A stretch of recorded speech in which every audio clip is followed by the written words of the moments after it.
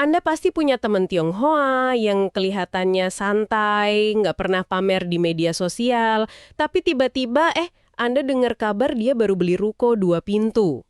Sementara kita, banting tulang siang malam, lembur tiap hari. Betul, dapatnya cuma sakit pinggang sama tagihan pay later yang nggak lunas-lunas. Pernah kepikiran nggak sih rahasianya apa? Apa ada semacam kode curang finansial yang kita nggak tahu? Haha, kode curang ya. Iya kan? Nah, untuk pembahasan kita kali ini, kita akan coba bedah tumpukan sumber yang udah Anda kasih, semuanya dari analisis mendalam di YouTube untuk mengungkap pola pikir dan kebiasaan finansial komunitas Tionghoa. Oke, dan misi kita hari ini jelas ya.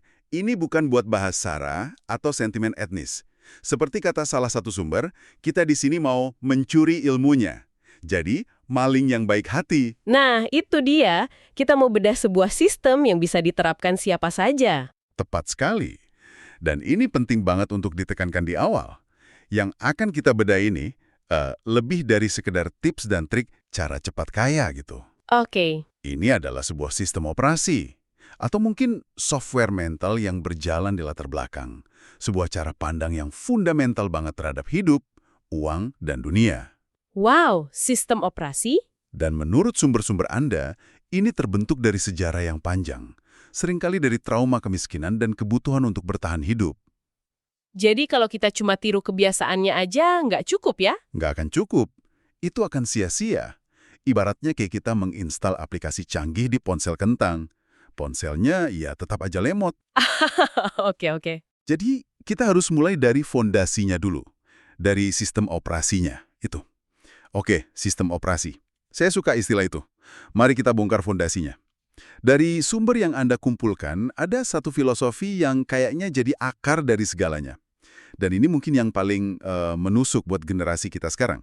Hidup itu perjuangan, bukan pesta. Nah, bagi mereka, masa muda itu bukan fase buat healing atau cari jati diri sambil ngopi di kafe estetik, tapi murni buat kerja keras. Prinsipnya simpel banget, berkeringat dulu, nikmatin belakangan. Betul, mereka rela hidup susah sekarang, demi bisa ya tertawa di masa depan. Iya kan? Dan perjuangan di sini tuh maknanya spesifik banget. Ini bukan hustle culture yang glamour buat dipamerin di LinkedIn, bukan. Bukan itu ya? Bukan. Ini mentalitas bertahan hidup. Ini respon langsung terhadap apa yang sumber-sumber ini sebut sebagai rasa takut kembali miskin. Takut kembali miskin. Betul. Kemiskinan itu nggak dilihat sebagai aib yang harus ditutupi, tapi sebagai kondisi nyata yang harus dihadapi dengan kepala dingin. Filosofi ini jadi tameng pertama mereka. Jadi karena ekspektasinya dari awal udah hidup itu sulit, maka setiap kemudahan itu jadi bonus. Gitu ya? Tepat. Kebalikan total dari budaya YOLO, you only live once, yang sering jadi pembenaran buat konsumsi impulsif. Iya ya. Kalau hidup itu perjuangan, terus gimana mereka memandang uang dalam perjuangan itu? Perannya apa? Nah, pertanyaan yang bagus banget, karena ini langsung mengarah ke filosofi kedua. Uang adalah alat, bukan tujuan. Alat, bukan tujuan. Bagi mereka, uang itu bukan buat pamer atau validasi sosial. Sumadara Somber menggambarkannya dengan sangat kuat.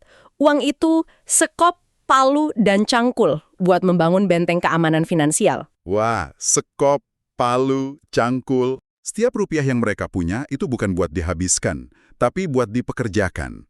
Setiap rupiah itu prajurit yang harus dikirim ke medan perang investasi buat menghasilkan lebih banyak prajurit. Bukan jadi penonton yang duduk manis di kafe mahal. Persis.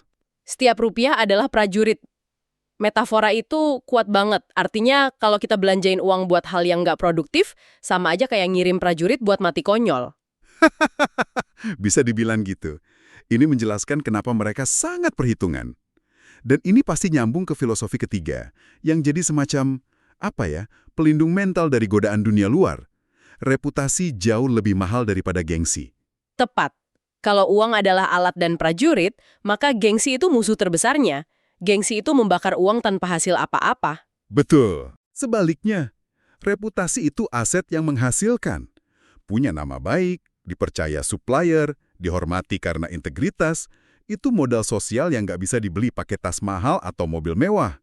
Jadi tampil sederhana itu justru cerminan kekuatan batin ya? Betul sekali. Itu tanda kalau Anda udah nggak butuh validasi eksternal. Anda udah selesai sama urusan pencitraan karena Anda sibuk membangun kenyataan. 3 pilar ini, hidup adalah perjuangan, uang adalah alat, reputasi lebih dari gengsi, itulah sistem operasinya. Oke, sistem operasinya udah terinstall. Sekarang, gimana ini terwujud dalam kebiasaan sehari-hari? Mari kita bedah aplikasinya. Dari sumber yang Anda kumpulkan, kayaknya aplikasi pertama itu diinstal sejak mereka bahkan belum bisa baca. Betul. Pendidikan finansial sejak bisa berhitung. Dan ini bukan pendidikan formal di sekolah loh, ini magang finansial di kehidupan nyata. Magang finansial. Iya, banyak dari kita kan baru belajar soal uang pas terjerat pinjol pertama kali. Tapi dalam banyak keluarga Tionghoa yang dianalisis sumber-sumber ini, anak-anak itu diajari konsep untung rugi. Dari kecil ya? Dari kecil, beda kebutuhan versus keinginan. Uang jajan itu nggak gratis tapi harus diperoleh. Entah dengan bantu-bantu di toko keluarga, bersih-bersih, atau tugas lain. Ini bukan eksploitasi ya, tapi... Bukan. Ini cara menanamkan pemahaman kalau uang itu datang dari usaha, dari proses menciptakan nilai. Ini menumbuhkan sense of business secara alami. Mereka jadi paham hubungan antara kerja keras dan hasil. Kebiasaan ini terus didukung oleh kode kedua, yang buat banyak orang mungkin kedengaran ekstrim banget. Ah, ini dia. Jurus nabung mode kiamat. Sumber-sumber Anda bilang mereka bisa nabung sampai 70-80% dari penghasilan. Jujur aja angka ini kedengaran mustahil. Mustahil memang. Gimana caranya? Apa yang dikorbanin? Nah, pertanyaan krusial. Ini bukan sihir. Kuncinya ada pada definisi kebutuhan mereka yang sangat sempit dan definisi kemewahan yang sangat luas. Oke. Bagi mereka, makan di luar, ngopi di kafe, nonton bioskop, itu semua masuk kategori mewah. Kebutuhan primer ya cuma sandang, pangan, papan yang paling dasar. Jadi mereka menekan gaya hidup sampai ke level minimalis absolut. Betul. Jadi nabur 70% itu bukan karena gajinya super besar, tapi karena pengeluarannya super kecil. Logikanya, nabung itu bukan soal menunda kesenangan, Tapi, menunda kekacauan. Tabungan tebal itu kayak punya bunker anti kiamat pas krisis ekonomi datang, menunda kekacauan. Wah, itu mengubah cara pandang sepenuhnya. Dan ini nyambung banget sama kode ketiga yang kelihatannya sepele, tapi dampaknya luar biasa. Prinsip masak sendiri. Ya, ini bukan cuma soal hemat kan? jauh lebih dalam dari sekedar hemat. Masak sendiri itu soal kontrol. Kontrol penuh atas kesehatan, pengeluaran, dan yang paling penting, kontrol atas ketergantungan.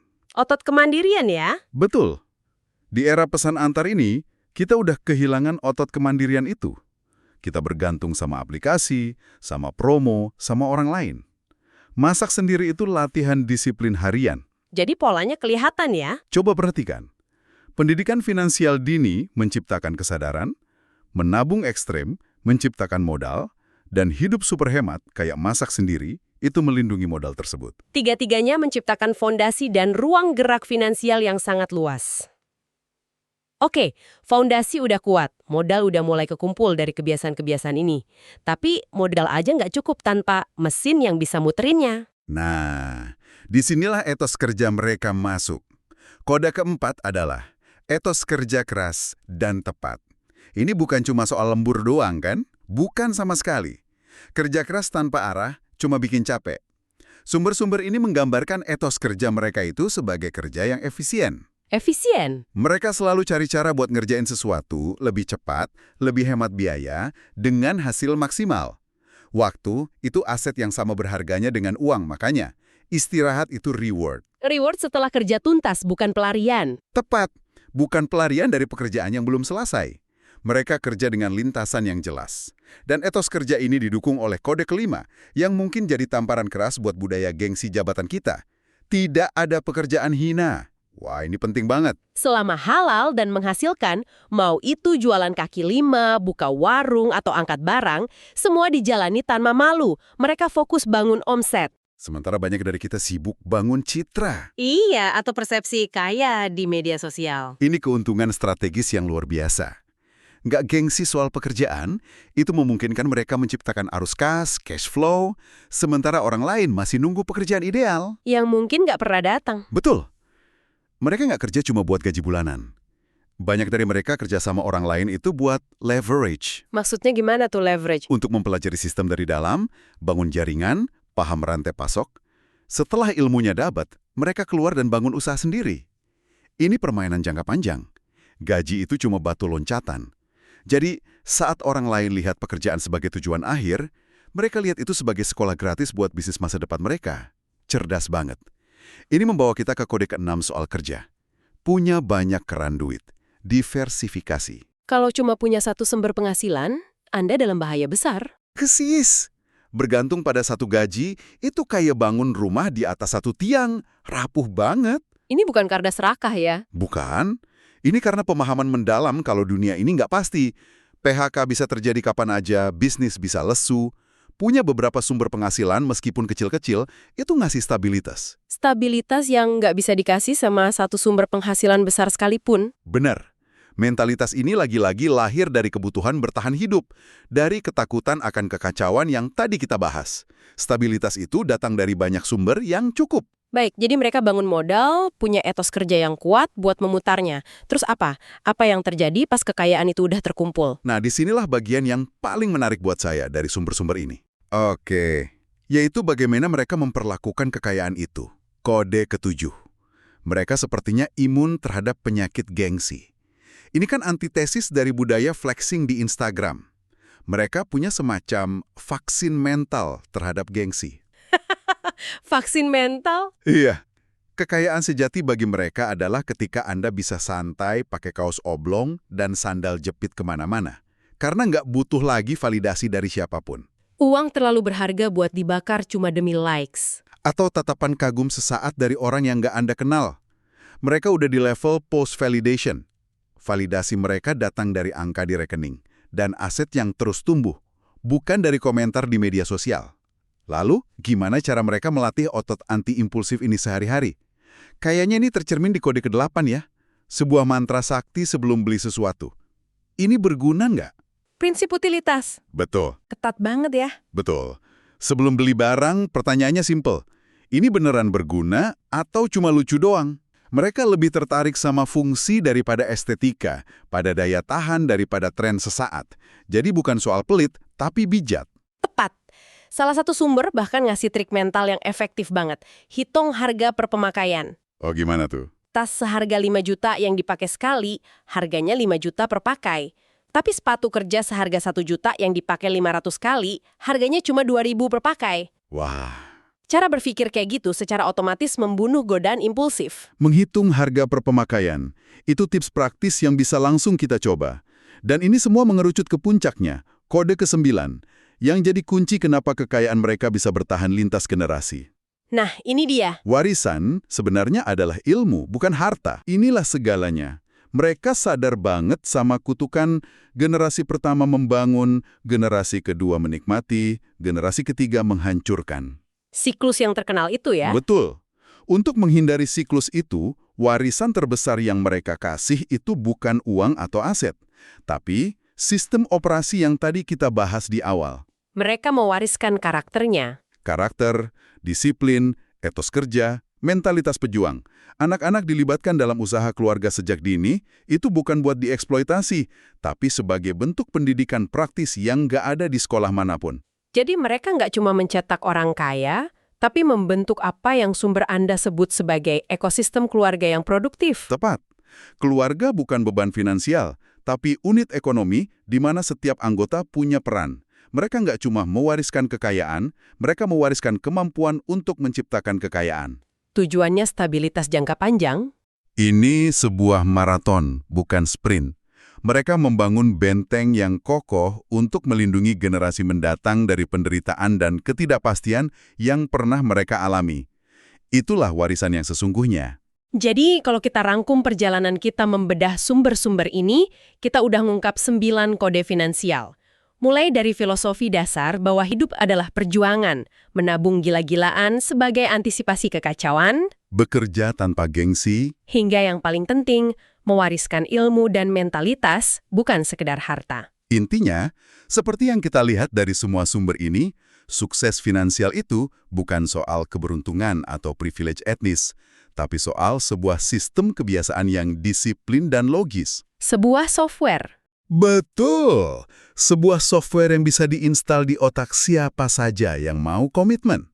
Pola-pola ini lahir dari keterbatasan, dibentuk oleh sejarah, Dan terbukti berhasil karena fokusnya pada logika, bukan pada emosi atau gengsi. Sebuah software yang bisa diinstal siapa saja itu poin yang sangat kuat buat menutup pembahasan kita.